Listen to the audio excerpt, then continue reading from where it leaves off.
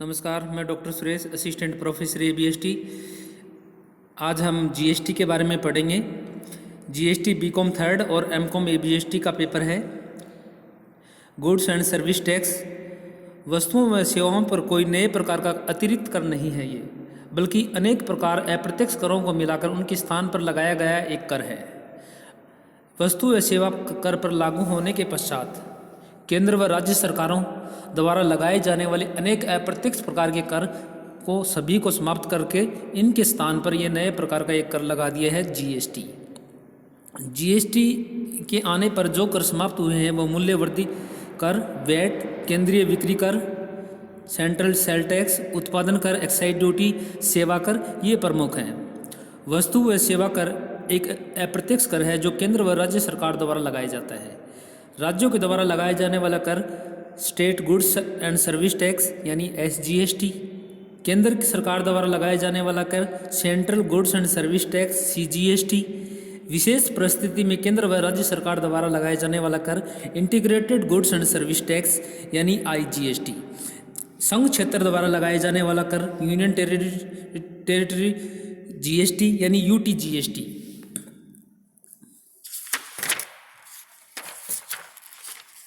वस्तु व सेवा कर पूर्व में विभिन्न प्रकार के राज्य सरकारें और केंद्र सरकार द्वारा लगाए गए समस्त करों को समाप्त करके उनके स्थान पर यह नया कर लगाया गया है। इस नए कर लगाने के पीछे हमारा एक ही उद्देश्य है, एक राष्ट्र एक कर।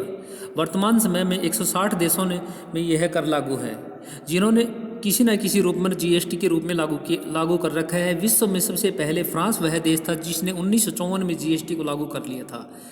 अब आप सोच सकते हो कि फ्रांस जैसे देश ने 1954 में जीएसटी को लागू कर लिया था और हम जीएसटी को 2017 में लागू कर रहे हैं। जीएसटी पर अपने देश में लागू होने से पहले अनेक देशों में लागू हो चुका है ये जीएसटी। इसके पश्चात 1986 में न्यूजीलैंड, 1991 में कनाडा में, 1994 में सिंगापुर, 2000 में ऑस्ट्रेलिया में और 1925 में मलेशिया में लागू हो चुका है। विश्व में केवल कुछ ही देश हैं, कनाडा व ब्राज़ील, जिसमें भारत की तरह दो प्रकार का अर्थात डबल तरह से जीएसटी लागू है, यानी केंद्र सरकार का भी और राज्य सरकारों का भी। जहां भारत की तरह दो प्रकार से वस्तुओं और सेवा कर पर लागू है, एक केंद्र सरकार, दूसरा राज्य सरकार। विश्व के सभी देशों में जीएसटी का जो रेट है वो 15% से 20% के मध्य है, जबकि भारत की यह अधिकतम दर 28% है। 1 जुलाई 2017 से जम्मू कश्मीर सहित संपूर्ण भारत में जीएसटी लागू है। नए कर अधिनियम में वस्तु व सेवा करने की सभी प्रकार के अप्रत्यक्ष अधिनियमों को समाप्त कर दिया गया है, अर्थात इसमें शामिल कर लिया गया है। केंद्र सरकार के जो अधिनियम जो जीएसटी में शामिल किए गए हैं, केंद्रीय उत्पादन कर पर कर, ड्यूटीज ऑन एक्साइज, उत्पादन कर के अतिरिक्त कर, उत्पादन निर्यात के अतिरिक्त कर, आयात निर्यात के विशेष अतिरिक्त कर और सेवा कर और प्रभार व अधिकार, सेंस व सरचार्ज। इसी प्रकार राज्य सरकार द्वारा भी कुछ कर जो जीएसटी में शामिल कर लिए गए हैं। राज्य द्वारा मूल्यवर्धी कर, स्टेट वेट, राजस्थान वेट, केंद्रीय बिक्री कर, परचेज टैक्स, इसके अलावा लग्जरी टैक्स, प्रवेश शुल्क, entry tax, entertainment tax, advertisement tax, lottery ticket वगैरह, इन पर लगने वाले कर्ज़ों को सभी को समाप्त करके जीएसटी को लागू कर दिया गया है। राज्य में जो जीएसटी की जो हमारे पास वर्तमान में हमारे पास जो जीएसटी की दर है वो 5 प्रकार की रेटें तय की गई है। प्रथम हमारे पास 0%, 5%, 12%, 18% और 28%। यहाँ पर मैक्सिमम जो जीएसटी की रेट है वो 28% है। इनमें सबसे अधिक प्रचलित रेट 28% है। छात्र ध्यान दें, आप लोगों से पूछा जा सकता है कि जीएसटी की जो मैक्सिमम प्रचलित रेट कौन सी है, 18% है। जीएसटी लागू करने से वस्तुओं और सेवाओं को एक कोड प्रदान किया गया है जिनकी पूर्ति व्यापारी द्वारा की जाती है। इस कोड के माध्यम से हम ये पहचान लेते हैं कि कौन सी वस्तुओं को किस कैटेगरी में रखा गया है, किस प्रकार के उन पर टैक्स लागू होगा। वस्तुओं के लिए हार्मोनिक सिस्टम ऑफ न्यूमोकल्चर के नाम से HSN कोड के नाम से जाने जाते हैं और सेवाओं के लिए सर्विस अकाउंटिंग कोड SAC के नाम से जाने जाते हैं। इस कोड के माध्यम से हमें ये पता चल जाता है कि कौन सी वस्तु या सेवा किस प्रकार का टैक्स लगेगा और कौन सी कैटेगरी में वह शामिल है। वस्तुओं और सेवाओं की सही पहचान करने के लिए इन कोड का प्रयोग किया जाता है। वस्तुओं और सेवाओं की सही पहचान करने के लिए इन कोड का प्रयोग किया जाता है। इस कोड के माध्यम से हम वस्तुओं और सेवाओं की सही पहचान करके उन पर टैक्स लागू कर लेते हैं। यहाँ पर ध्यान दें, 5 करोड़ से टर्नओवर कम होने पर 2 डिजिट के कोड दिए जाते हैं और 5 करोड़ से अधिक का टर्नओवर होने पर 4 डिजिट के कोड दिए जाते हैं। Goods and service tax identify number, जो व्यक्ति जीएसटी में अपना रजिस्ट्रेशन करवाता है उसमें उसको जीएसटी का एक आइडेंटिफाई नंबर मिलता है, जो एक यूनिक नंबर होता है। ये यूनिक नंबर 15 कोड का होता है, जो इस प्रकार का है।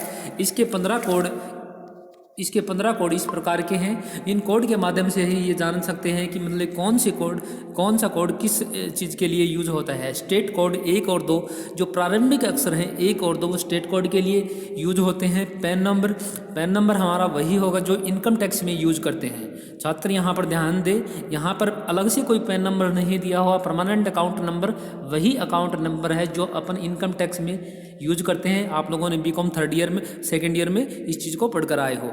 तो जो पैन नंबर का जो कोड दिया गया है वो 3 से 12 दिया गया है। एंट्री कोड 13 नंबर दिया गया है और ब्लैंक 14 नंबर का जो कॉलम है ब्लैंक छोड़ा गया है कोई विशेष परिस्थिति में डालने के लिए। और चेक डिजिट लास्ट कोड है वो हमारे पास में चेक डिजिट का है। चेक डिजिट के बाद में अब देखिए, आप लोगों को अच्छी तरीके से पता है कि जीएसटी के लिए 15 कोड दिए गए हैं। इन 15 कोडों को इस तरीके से डिफाइन किया गया है ताकि हमें ये पता चल सके कि 15 कोड कौन से स्टेट से बिलोंग करते हैं। पैन नंबर क्या है, एंट्री कोड क्या रहा है, ब्लैंक क्या है, चेक का डिजिट क्या है।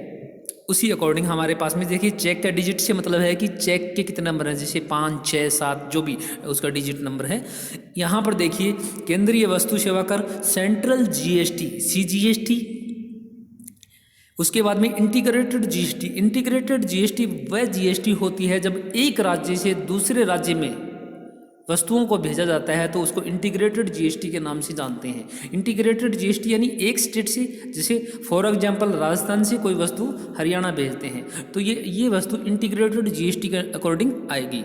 उसके बाद में संघ क्षेत्र वस्तु एवं सेवा कर, union territory GST, UT GST वो होती है जो हमारे पास जो केंद्र शासित प्रदेश हैं उनके अंदर जो जीएसटी लागू है वो यूटी जीएसटी होती है।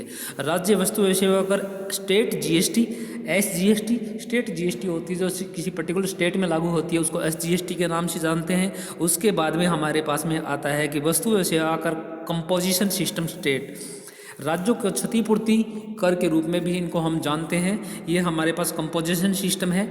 ये जीएसटी की देखिए प्रारंभिक जानकारी है। इससे पहले हम जीएसटी के बारे में मैं एक दो वीडियो और डाल चुका हूं जिनके बारे में हमें जीएसटी की और नॉलेज दी गई है। आप लोग ध्यान दें कि इनको बेसिक को इसको अच्छी तरीके से पढ़ें। अब जो छात्र इसको बेसिक को सही तरीके से पढ़ेगा उसको प्रैक्टिकल क्वेश्चन करने में आसानी रहेगी।